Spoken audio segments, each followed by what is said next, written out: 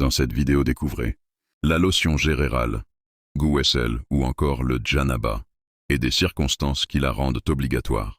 Le Ghusl Janaba est le bain rituel majeur obligatoire en islam qui est requis après un état d'impureté majeure, appelé Janaba.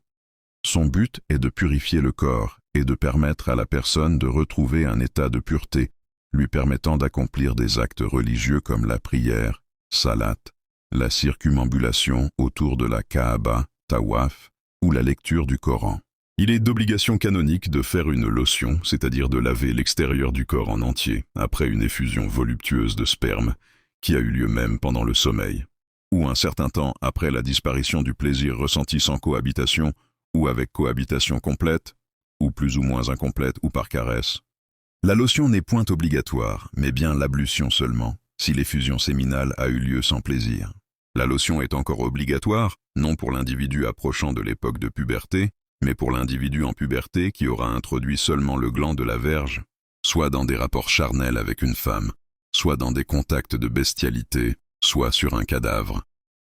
La lotion est de simple convenance religieuse, et non d'obligation rigoureuse et absolue, pour la personne voisine de l'âge de puberté, telle que la jeune fille. La lotion est d'obligation après la cessation des menstrues, des lochies sanguinolentes qui précèdent et suivent l'accouchement.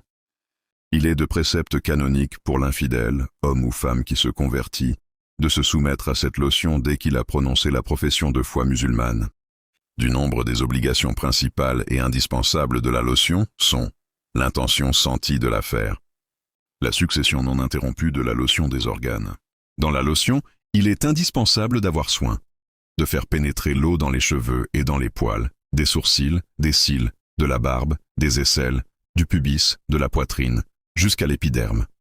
De prendre par portions de plusieurs les nattes de cheveux, libres et pendantes, pour y conduire l'eau, mais sans les dénatter.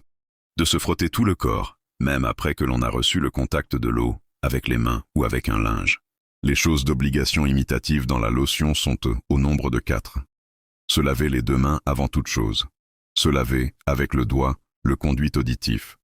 Ensuite, il est de convenance religieuse de procéder et d'agir ainsi qu'il suit. Faire disparaître les souillures des parties génitales ou autres qui sont souillées. Laver les parties antérieures ou supérieures des membres et du corps, et commencer alors par les membres et les parties du côté droit. Il est encore de convenance religieuse de n'employer ou faire verser sur le corps qu'une quantité minime et convenable d'eau, de s'abluer l'un et l'autre des souillures indiquées pour se livrer au sommeil.